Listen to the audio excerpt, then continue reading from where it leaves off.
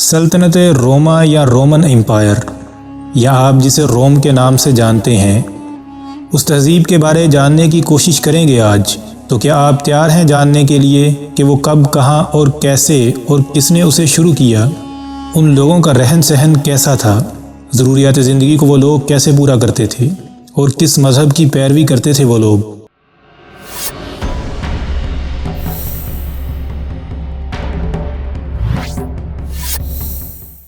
السلام علیکم ورحمۃ اللہ وبرکاتہ۔ میں ہوں محمد وسیم اور آپ دیکھ رہے ہیں داستان ماضی۔ روم یا رومن امپائر کے بارے میں آپ سبھی جانتے نہ بھی ہوں، مگر اس کا نام تو آپ سب ہی پہلے لازمی سن چکے ہوں گے۔ آئیے اس کے بارے میں مزید جاننے کی کوشش کرتے ہیں۔ یہ بات ہے 550 قبل مسیح کی، جب اس عظیم الشان سلطنت کا آغاز ہوا، یا یوں کہوں کہ ایک زبردست طاقت لاطینی زمین پر مورز وجود میں آئی، جسے اب لوگ روم کے نام سے جانتے ہیں۔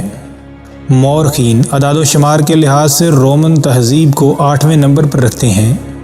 اس سے پہلی والی 7 تہذیبیں کون سی تھیں، اس پر ہم پہلے ہی ویڈیوز مختلف پارٹ میں اس چینل پر اپلوڈ بھی کر چکے ہیں۔ اوپر آئی کارڈ پہ کلک کر کے یا اس چینل کی پلے لسٹ میں جا کے آپ ان ویڈیوز کو بھی دیکھ سکتے ہیں۔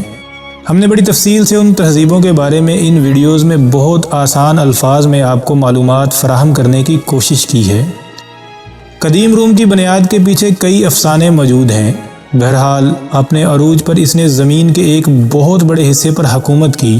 اس کا اندازہ آپ اس بات سے لگا سکتے ہیں کہ موجودہ دور کے تمام بحیرہ روم کے ممالک قدیم روم کا حصہ تھے۔ شروع میں روم میں دوسری تہذیبوں کی طرح بادشاہی نظام نافذ تھا، مگر صرف 7 بادشاہوں کے گزرنے کے بعد روم کے لوگوں نے روم پر قبضہ کر لیا اور خود حکومت کی۔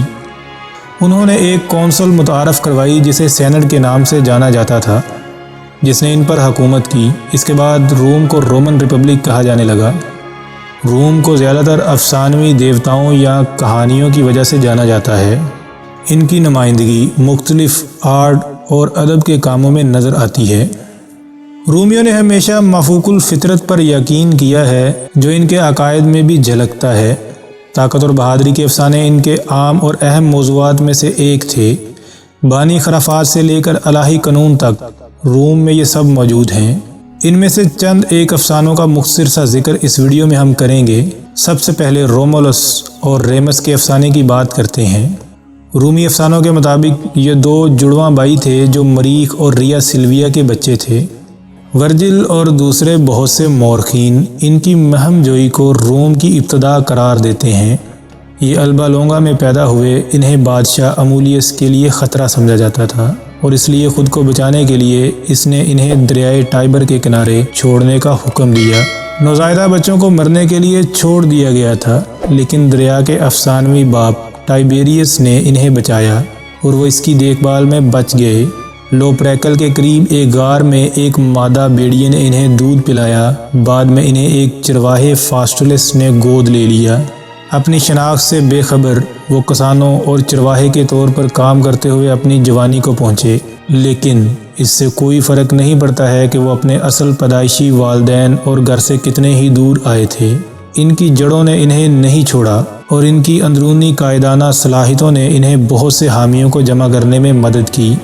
جیسے جیسے وہ بالغ ہوئے، وہ امولیس اور نیومیٹر کے حامیوں کے درمیان جھگڑے میں شامل ہو گئے، جس کے نتیجے میں ریمس کو البا لونگا میں قید کر دیا گیا۔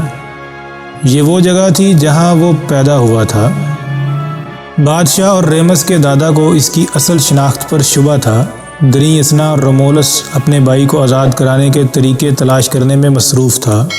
جب یہ سب کچھ ہو رہا تھا، ان دونوں کو اپنی اصل شناخت کا علم ہو گیا، اور وہ تخت کی بحالی کے لیے اپنے دادا کے ساتھ مل کر فوج میں شامل ہو گئے۔ آخرکار وہ جیت گئے اور امولیس مارا گیا۔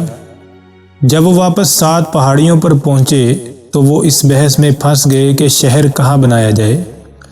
رومولس نے پیلنٹائن پہاڑی کو ترجیح دی، لیکن ریمس چاہتا تھا کہ یہ ایونٹائن پہاڑی پر ہو۔ چونکہ وہ کسی معاہدے تک نہیں پہنچ سکے تھے، اس لیے انہوں نے دیوتاؤں سے استغفار یا شگون کے ذریعے مدد کرنے کو کہا۔ رومولس نے 12 پرندے دیکھے اور جیت کا دعویٰ کیا، کیونکہ ریمس نے صرف 6 دیکھے تھے، اور یہاں سے ایک نیا تنازع شروع ہوا جو ریمس کو نگل گیا۔ پھر رومولس نے روم شہر کو تلاش کیا اور یوں روم یعنی رومن تہذیب کا آغاز ہوا۔ روم میں انیاس کے حوالے سے بھی ایک افسانہ مشہور ہے۔ انیاس روم اور ٹرائے دونوں کا افسانوی ہیرو ہے۔ ہومر نے الیاڈ میں اس کا تذکرہ کنگ پریام اور ٹرائے کے پہلے کزن کے طور پر کیا ہے۔ اینیڈ میں ورجل نے اسے ایک ہیرو اور رومولس اور ریمس کے آباء و اجداد کے طور پر بیان کیا ہے۔ اینیڈ بتاتا ہے کہ اینیاس ان چند ٹروجنوں میں سے ایک تھا جو ٹرائی کی شکست کے بعد نہ تو مارے گئے اور نہ ہی غلام بنائے گئے۔ ایک گروہ کو جمع کرنے اور دیوتاؤں کی طرف سے فرار ہونے کا حکم ملنے کے بعد اس نے رومیوں کو پروان چڑھانے کے لیے اٹلی کا سفر کیا۔ اس ٹیم کو اینیڈز کہا جاتا تھا۔ وہ اپنے ساتھ ٹروجن دیوتاؤں کے مجسمے لے کر گیا اور انہیں اٹلی میں لگایا۔ وہ 6 سال تک گھومتے رہے اور آخرکار کارتھیج میں آباد ہو گئے۔ یہاں پر اینیاس اور کارتھیج کی ملکہ جس کا نام ڈیڈو تھا، ان کا 1 سال طویل عشق چلا، جس کے بعد ڈیڈو نے اسے تجویز کیا تاکہ وہ ٹروجن اور کارتھیجین دونوں پر ایک ساتھ راج کر سکیں۔ ایفروڈائٹ یعنی اینیاس کی ماں نے مشتری کی مدد سے اینیاس کو اپنے حقیقی مقاصد کا احساس دلایا، جس کی وجہ سے وہ چپکے سے اس جگہ سے نکل گیا۔ اس کے جانے کے درد میں ڈیڈو نے روم پر دشمنی کی شدید لعنت کا اظہار کیا۔ اس کے بعد اس نے خود کو اس تلوار سے گونپ لیا جو اس نے اینیس کو اپنی پہلی ملاقات میں دی تھی۔ کہا جاتا ہے کہ اینیڈز پھر سسلی واپس آ گیا اور اینیاس نے لیٹیم میں اپنی آخری آبادکاری کی۔ اپنے والد کی تعظیم کے لیے جو 1 سال قبل انتظام کر گئے تھے، اینیاس نے جنازے کے کھیلوں کا ایک سلسلہ ترتیب دیا۔ کہا جاتا ہے کہ اپنی موت کے بعد وہ انڈرورلڈ میں اترا اور اپنے والد اور ڈیڈو سے ملا اور اپنے جانشینوں کے مستقبل کے بارے میں معلوم کیا۔ دوسرے لفظوں میں رومن تاریخ اینیاس کے ذریعے رومیوں کے نسب کے بارے میں یہ کہانی اور اس کی بنیاد رکھی گئی۔ مزید اور بھی بہت سے دلچسپ افسانے ہیں جو ایک ویڈیو میں کور نہیں کیے جا سکتے۔ اگر آپ ان کے بارے میں جاننا چاہتے ہیں تو کمنٹ میں بتائیے گا، اس پر آپ کے لیے ایک الگ سے ویڈیو لے آؤں گا میں۔ گزر بسر کرنے کے لیے یہ لوگ تجارت اور زراعت پر انحصار کرتے تھے۔ ان لوگوں نے مینوفیکچرنگ، زراعت اور کان کنی میں بہت ترقی کی، جس سے ان لوگوں نے مختلف قسم کی اشیاء بنانے کی مہارت حاصل کی، جس کی یہ لوگ تجارت کرتے تھے۔ رومی لوگ پرتعیش سامان کے ساتھ ایک غیر معمولی طرز زندگی گزارتے تھے۔ نوکر اور غلام ان کے آگے پیچھے رہتے تھے۔ یہ بہت سی دعوتوں کا انعقاد کرتے تھے اور ان میں غیر ملکی پکوانوں کے مزے اڑاتے تھے، مگر یہ صرف ان لوگوں کی زندگی تھی جو حسب و نسب میں بہترین تھے۔ غریب رومی ان کی غلامی میں زندگی بسر کرتے تھے۔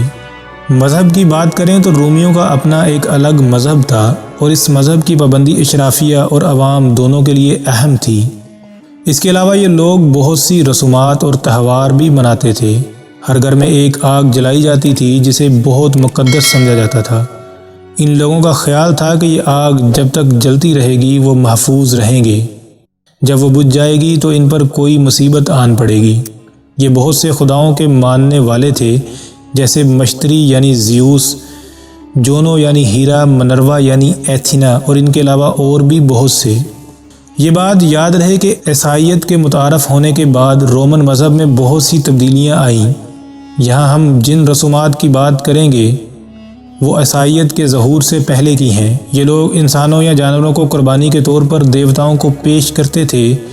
مذہبی تہوار زور و شور سے مناتے تھے، جیسے اڈونیا اور ایگونالیا۔ اس کے علاوہ نومینیا جیسی قوتوں پر یہ لوگ بہت یقین کرتے تھے۔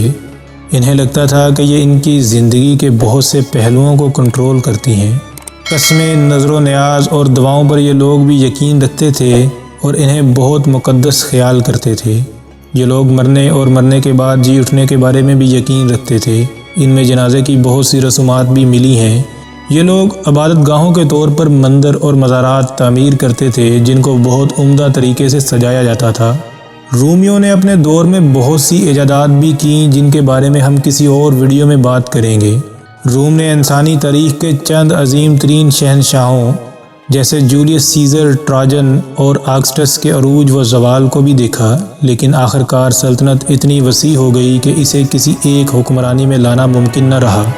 آخرکار رومی سلطنت کو یورپ کے شمال اور مشرق سے آنے والے لاکھوں وحشیوں نے زیر کر لیا۔